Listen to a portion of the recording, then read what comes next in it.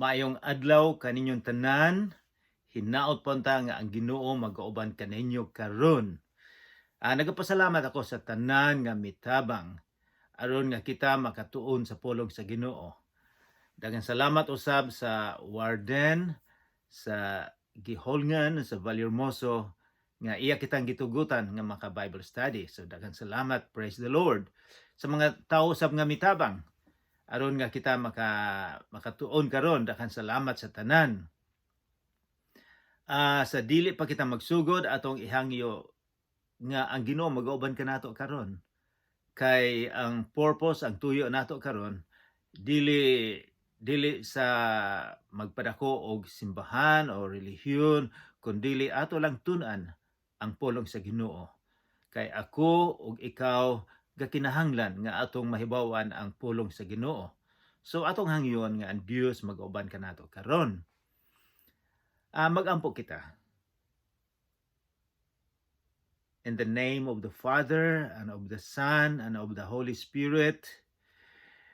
Lord, daghang salamat nga kami makatuon gihapon sa imong pulong. Ang imong pulong nga makahatag og kalipay, ang imong pulong nga makapa-encourage kanamo, ang imong pulong nga makahatag namo og kinabuhi nga walay katapusan kung kami mosalig nga kanimo. Lord, hinaot puntang magkauban ka kanamo karon, ikaw ang mag-iwag sa among pagtuon karon. Hinaot puntang nga kami may gugma kanimo. Sa ngalan ni Jesus nga among manluluwas. Amen. Sa bata pa ko, usa sa summer, usa sa mga gusto na gyud nga mga celebration sa Pilipinas o sa Himalalod o sa Negros mao ang San Juan. San Juan, kabalo kita nga kadaghanan kanato mo maligo mo ato sa dagat, mura ni siya dako kaayong event nato San Juan. Apan sa bata pa ako, wala ko kay balo ngano nga dako ning kasaulugan ang San Juan. Wala ko kay balo kinsa ni San Juan, kay balo ko nga nagbautismo siya, bautismo San Juan Bautista. Apan wala ko kay kabalo gyud unsalan siya. So karon sa atong pagtuon sa sinulat ni Dr. Lucas sa kapitulo 3, mag-review kita kung kinsa ni si Juan Bautista. Sa karaan nga tugon, kay ang Biblia nahibalo mo gibahin sa duha, ang karaan nga tugon o ang bag-o nga tugon. Ang atong gitunan karon na sa bagong tugon. Ang karaan nga tugon nahimo kini sa wala pa si Jesus, sa wala pa si San Juan, sobra sa 2000 na katuig karon. Sa panahon ni Jesus, mao ning bag-ong tugon. Ang gisulti niya, ang mga interpretation, ang mga gitudlo usab ni San Pablo, nila ni San Pedro, mao ni atong mabasa karon. Og ang iyang mga tinunan usab si Juan, si Matthew, Marcos, Lucas nagsulat usab may tungod sa kinabuhi, may tungod sa history sa atong Ginoong Hesukristo. Sa karaan nga tugon, kadaghanan sa mga Hebrehanon, sa mga Hudiyo, nahibalo nga ang Ginoo magpadala og Misaya. Nahibalo sila sa ilang pagtuon sa karaan nga tugon nga ang manluluwas moani dinhi sa kalibutan. Karong panahon 2000 na katuig karon sa panahon nga gisulat ni Dr. Luke, kining nahitabo sa kinabuhi ni Juan niining panahon niining panahon ang mga Jewish people, ang Israel, under sila sa Roman Empire.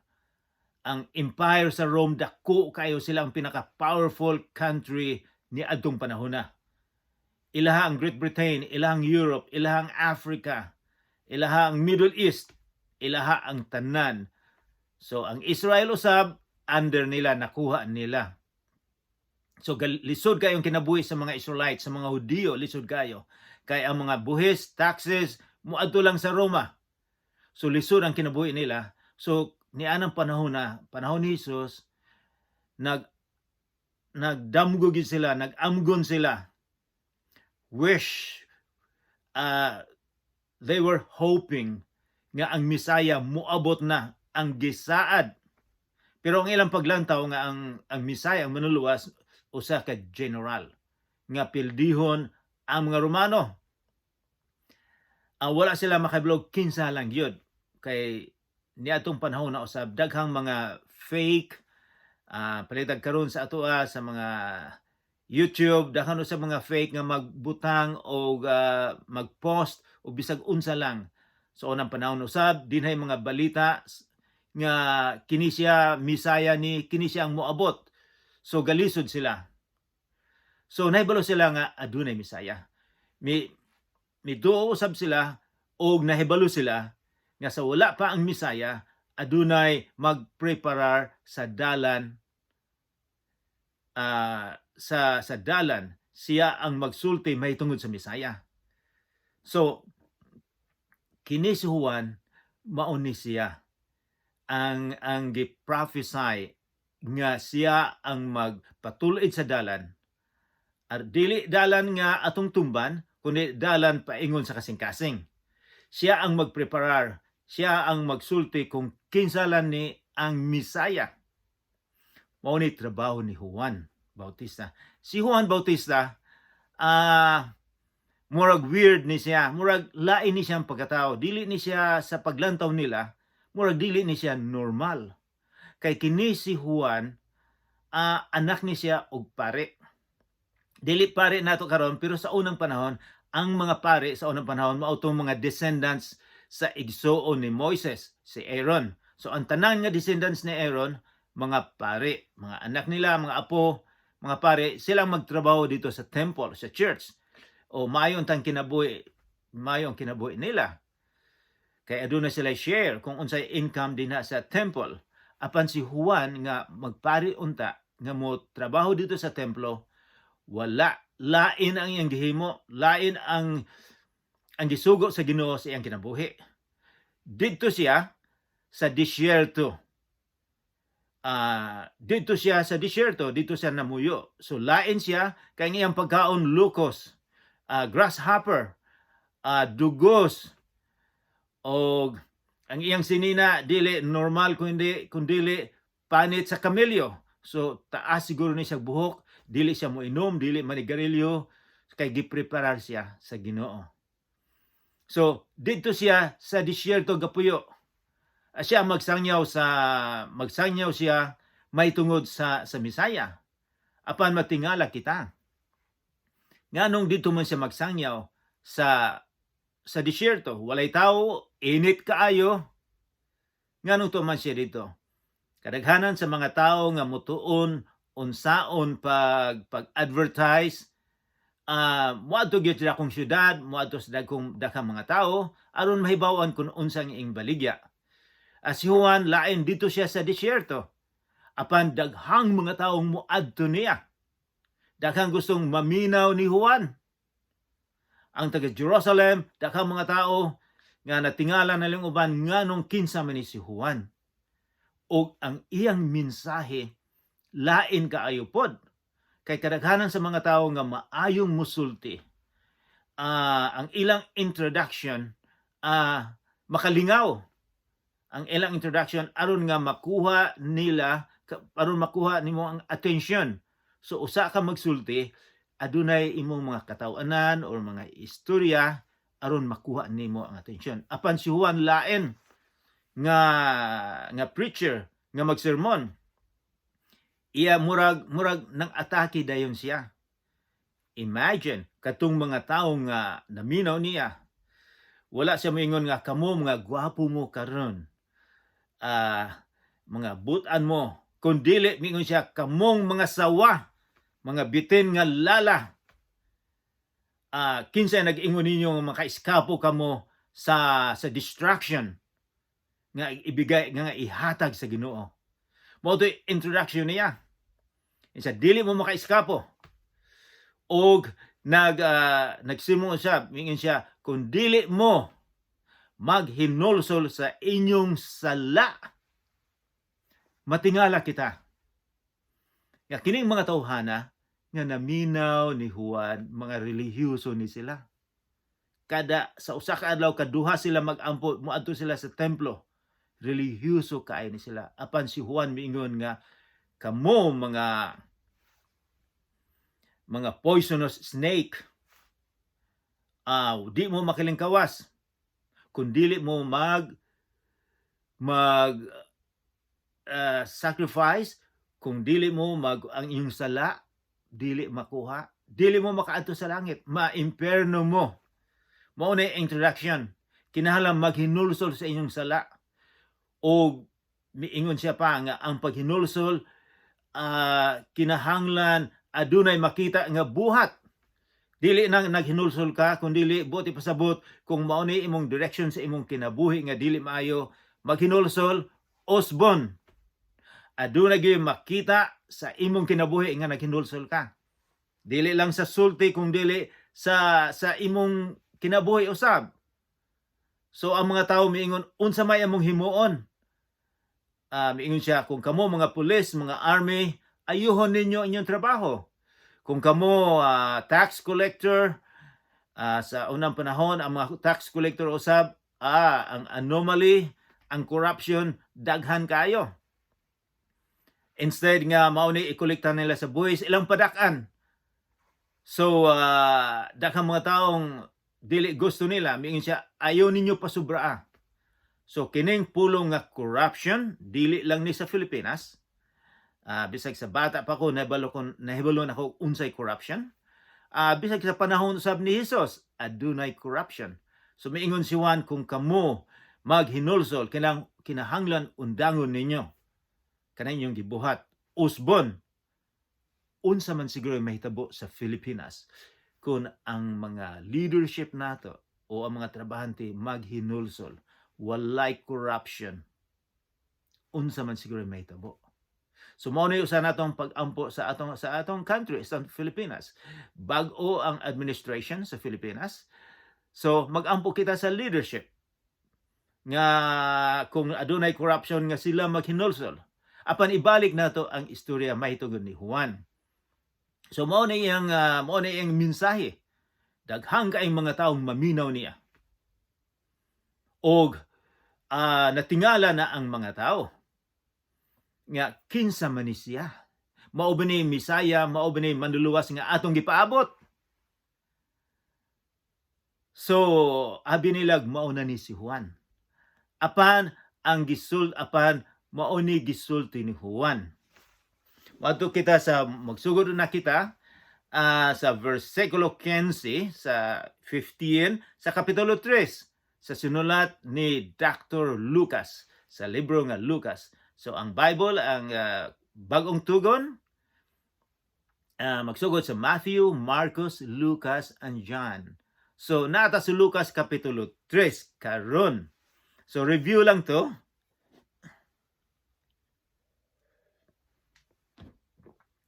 Versikulo 5. Versikulo 15, I should say. Misugod pagtubo ang paglaom sa mga tao. Naglaom sila nga kini na gyud ang Misaya nga muluwas kanato. Og nalibog sila kung kinsa gayud si Juan. Naghunahuna sila nga tingali siya mao ang Kristo. Tingali siya mao ang manluluwas nga gisaad sa karaan nga tugon. Busa, versikulo 16, busa mingon si Juan kanilang tanan. Nagbunyag ako kaninyo pinaagi sa tubig. Dito sa Jordan, niadtong 3 years ago, miadto mi sa Jordan, nakita namo og naglakaw-lakaw mi dinha sa tubig sa Jordan. Nga posible dito nagbunyag si Juan o posible dito si Jesus na bunyagan. So miingon siya, nagbunyag ako kaninyo pinaagi sa tubig. Apan may moabot nga labaw pa kayo kay kanako. So miingon siya, dili ako ang Misaya. Naagyoy labaw pa kaniya. Unsa man kalabaw. Miingon siya, dili gani ako angay bisan sa pagbadbad sa higot sa iyang sandalyas. Sa unang panahon, sa panahon ni Jesus, kung ikaw usa ka bisita, giimbita ka adunay party, sa pagsulod nimo sa balay, kuhaon nimong sandalyas ang sapatos. Ang mga sulugoon sila ang mokuha sa imong sapatos. Ilang limpyuhan, ilang hugasan ang imong tiil. Usa ka mosulod sa balay. So usa na sa mga trabaho sa mga slaves, sa mga sulugoon. Apan si Juan miingon siya, bisan pa sa pagbabad sa higot sa iyang sandalyas, dili siya so ubos gyud siya kaayo. In siya dili kuno siya kinsa man ning tawhana. Mingon siya bunyagan kamo, mingon siya nga kining tawhana bunyagan kamo niya sa pinaagi sa Espiritu Santo ug sa kalayo. Kung basahon nato ni ang buot ning ipasabot si Jesus. Mingon siya magbunyag si Jesus, ako nagbunyag lang og tubig. Samtang kamo nagpabunyag, ang ako at tubig lang. Nga samtang kamo naghinulsol o kamo nagbag-o sa inyong kinabuhi, ipakita ninyo sa katilingban nga kamo musunod. So mao nay purpose sa pagbunyag. Nga ipakita sa katilingban, mingon siya, ako nagbunyag lang sa tubig, apan kining tawhana nga moabot magbunyag sa Espiritu o kalayo. So adunay duha ka pulong nga importante kayo. Importante kayo miing siya magbunyag sa Espiritu Santo. Kinsa may nagpadala ni Jesus? Ang Amahan. Kinsa may muhatag og Espiritu sa imong kasing-kasing? Si Jesus. Ang Espiritu Santo, dili ka mahibalo nga ikaw adunay sala kung ang Espiritu Santo dili magsulti nimo sa imong kasing-kasing nga ikaw kinahanglan malimpyuhan sa imong sala. So mo na isang trabaho, mo na giingon nga magbunyag sa Espiritu Santo. So aron nga ikaw ug ako mahibalo nga gikinahanglan nga malimpyuhan ang atong sala. Kay ikaw ug ako nakasala man. Dili ba? Ang atong sala gasugod ni Adan ug ni Eva. Ang tanan nga mga descendants makasasala usab kita. So tungod sa usa ka tawo, kitang tanan nakasala. Apan miingon siya, kining Espiritu Santo, kining Espiritu Santo maoy magsulti kanato nga gikinahanglan nato ang manluluwas. Og miingon siya, Espiritu magbunyag sa pinaagi sa Espiritu og kalayo. Wala ko kayo mahibalo, dili ko kayo masigurado kung unsay bot ipasabot ni Juan nga si Jesus magbunyag sa kalayo. Apan adunay mga theologians, mga tawo nga gatuon sa Biblia usab nga miingon nga kining kalayo sa pagbalik ni Jesus sa second coming, sa ikaduha niyang pagbalik nga mahuman na ang kalibutan, mubalik man si Jesus, ang mga tawo nga wala mo tuo, wala mo salig kaniya, mga tawo nga relihiyoso lang, mga tawo nga walay pagkabana sa espirituhanon, mga tawo nga materialistic, nga ang ilang paglantaw sa kalibutan dinhi lang sila, mga material things, mga butang nga daling mahanaw lang, walay eternal value, mga butang nga temporary lang. Mingon siya magbunyag sa kalayo. So kung tun-an nato ang kalayo sa Biblia, mao nay kalayo nga dili mapalong, mao na impyerno. Mingon siya mga taong nga dili mo tuo, bunyagan sa kalayo. Wala ko kay balog unsay bot ipasabot nga bunyagan sa kalayo. Apan kung adunay kalayo, adunay masunog. So ang gisulti pa ni Juan dinhi,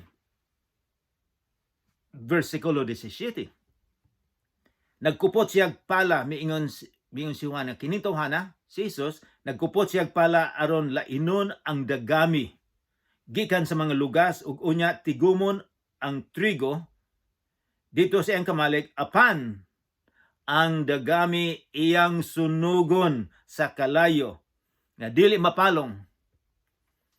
Si Juan nagsulti ba mahitungod og dagami, mahitungod og trigo, mahitungod og mais o humay? Dili. Nagsulti siya mahitungod sa mga tawo nga bahinon sa pagbalik ni Hesus dinhi bahinon niya. Ibutan niya sa kamalig, dalhon niya dito sa langit o dalhon niya sa langit magpuyo o ang uban nga dagami sunugon sa kalayo nga dili mapalong. Mao ni ging impierno. So mao ni bautismo ni Hesus, siya magbaptize sa Espiritu o sa kalayo. So importante kay ni nga ako o kitang tanan nga hinaot punta nga dili kita mabautismuhan sa kalayo. Sa kalayo nga dili mapalong, mao insuwan. Samtang nagwali siya sa maayong balita, gipahimanuan ni Juan ang mga tawo sa nagkanalain-laing paagi.